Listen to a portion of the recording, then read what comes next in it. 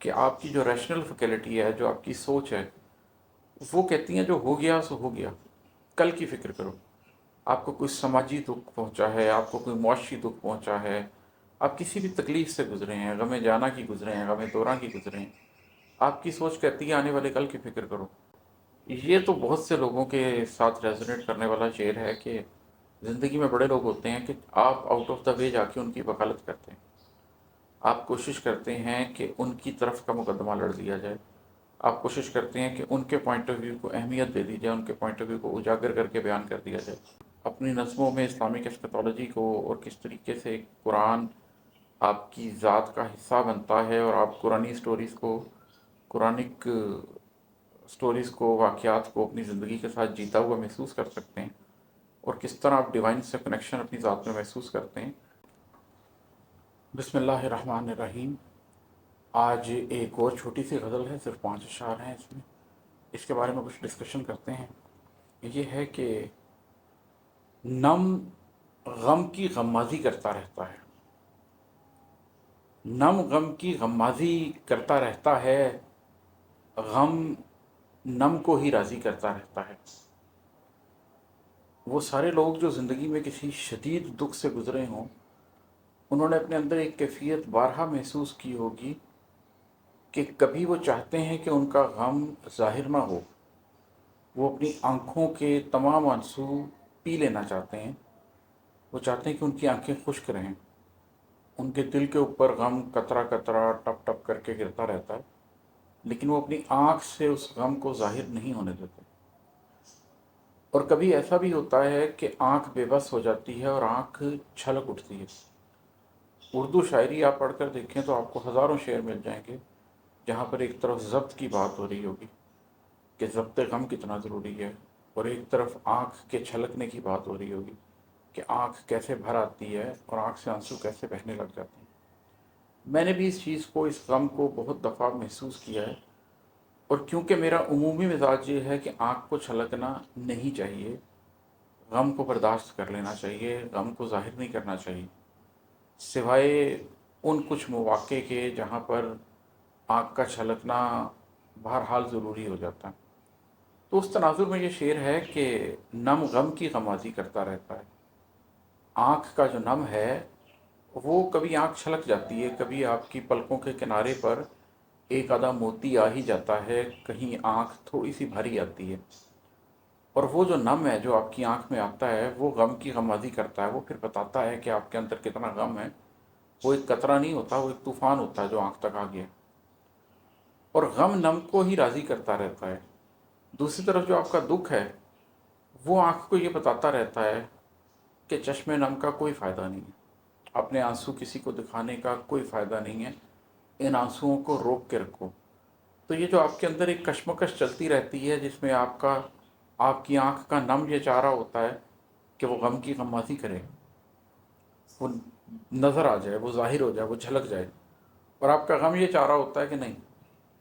آنکھ ایسا نہ کرے، آنکھ ضبط غم کے اوپر قائم رہے، اور وہ نم کو راضی کرتا رہتا ہے کہ نہیں، آنکھ سے نہ چھلکو۔ تو یہ اس کیفیت کا اظہار کرتی ہے، نم غم کی غمازی کرتا رہتا ہے، غم نم کو ہی راضی کرتا رہتا ہے۔ اور ہے کہ سوچیں کہتی ہیں کچھ کل کی فکر کرو، سوچیں کہتی ہیں کچھ کل کی فکر کرو، اور دل ماضی ماضی کرتا رہتا ہے۔ یہ بھی جو لوگ اپنے اندر کو سمجھنے پہ بہت دھیان دیتے ہیں اور یہ جانتے ہیں کہ ان کی سوچ ایک منفرد چیز ہے اور ان کے جذبے ایک منفرد چیز ہے، ان کا دماغ ایک فرق چیز ہے اور ان کا دل ایک فرق چیز ہے، وہ اس کیفیت کو بہت دفعہ محسوس کرتے ہیں کہ آپ کی جو ریشنل فیکلٹی ہے، جو آپ کی سوچ ہے، وہ کہتی ہیں جو ہو گیا سو ہو گیا، کل کی فکر کرو۔ آپ کو کوئی سماجی دکھ پہنچا ہے، آپ کو کوئی معاشی دکھ پہنچا ہے، آپ کسی بھی تکلیف سے گزرے ہیں، غم جانا کی گزرے ہیں، غم دورہ کی گزرے ہیں، آپ کی سوچ کہتی ہے آنے والے کل کی فکر کرو، آگے کیا ہوگا زندگی میں۔ لیکن جو انسان کا دل ہے وہ کہیں ماضی پہ ٹکا رہتا ہے، وہ کسی کی محبت میں، وہ کسی کی یاد میں، وہ کسی کی نفرت میں، وہ کسی نقصان میں، وہ کسی معاشی صدمے سے گزرتے ہوئے کسی نہ کسی چیز میں آپ کا دل ٹکا رہتا ہے۔ تو دل پیچھے کی طرف دیکھتا ہے اور دماغ آگے کی طرف دیکھتا ہے، اور ایسے میں ہی آپ نے اپنے دل کو سمجھانا ہوتا ہے کہ آگے بڑھو، کیونکہ لائف کی جب آپ ڈرائیونگ کر رہے ہوتے ہیں تو ریئر ویو مرر میں دیکھ کے تو آپ ڈرائیونگ نہیں کر سکتے، آپ کا ایکسیڈنٹ ہو جائے گا، لیکن ریئر ویو مرر میں دیکھے بغیر بھی گزارا نہیں ہے۔ تو ایک آئیڈیل طریقہ یہی ہے کہ آپ سامنے دیکھیں لیکن پیچھے پہ ہلکی سی نظر رکھیں،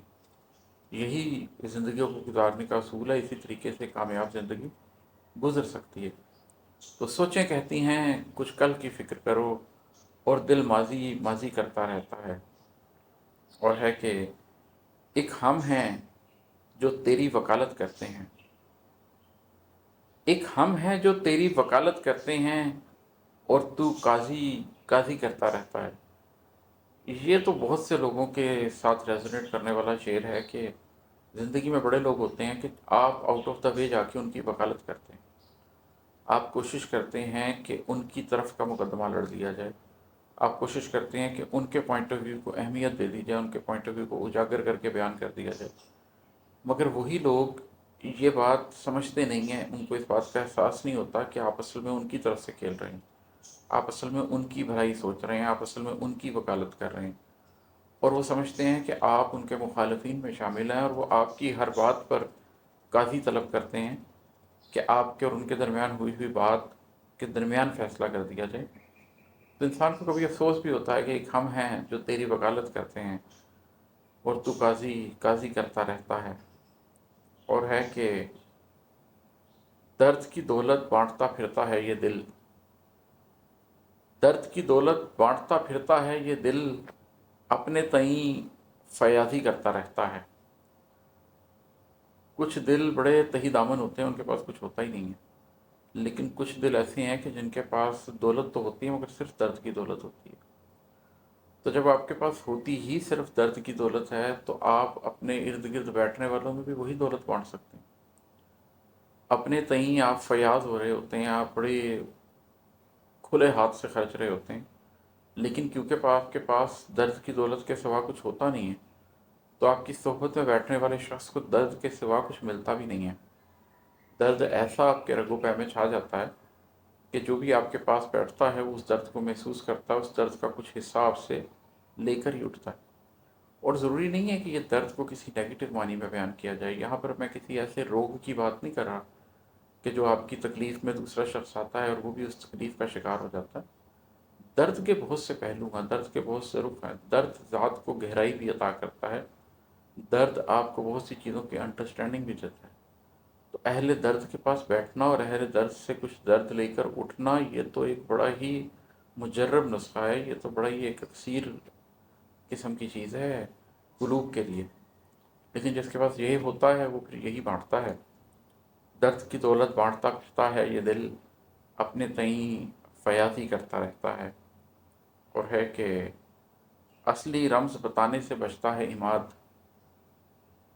اصلی رمز بچانے سے بچتا ہے عماد، بس یوں ہی لفاظی کرتا رہتا ہے۔ میری زندگی کے اندر کچھ ایسے تجربات ہوئے ہیں جو میں چاہتا ہوں کہ میں کبھی تحریر کر دوں یا ان کو کیمرے کے سامنے بیان کر دوں، لیکن میرے ابھی بھی پر جلتے ہیں۔ تو یہ شعر اسی کے بارے میں بات کر رہا ہے کہ میں نے اشاروں کنایوں میں لفاظی کر کے، سملس کے ذریعے، استعارے کے ذریعے، کنائے کے ذریعے، تعویل کے ذریعے باتوں کو لوگوں تک پہنچانے کی کوشش کی ہے، اپنی نظموں میں اسلامک ایسکیٹالوجی کو، اور کس طریقے سے قرآن آپ کی ذات کا حصہ بنتا ہے، اور آپ قرآنی سٹوریز کو، قرآنک سٹوریز کو، واقعات کو اپنی زندگی کے ساتھ جیتا ہوا محسوس کر سکتے ہیں، اور کس طرح آپ ڈیوائن سے کنیکشن اپنی ذات میں محسوس کرتے ہیں۔ میں اس کے بارے میں بات کرنا چاہتا ہوں، لیکن مجھے ابھی تک نہ وہ حوصلہ ملتا ہے اور نہ وہ درست لفظ میرے پاس ابھی تک آ سکے ہیں کہ میں بات کو اس کے مناسب جگہ پر رکھتے ہوئے بیان کر سکوں۔ تو مجھے اکثر اس بات کی احساس ہوتا ہے کہ اصلی رمز بتانے سے بچتا ہے عماد، بس یوں ہی لفاظی کرتا رہتا ہے۔ بہت شکریہ آپ لوگوں کا۔ السلام علیکم۔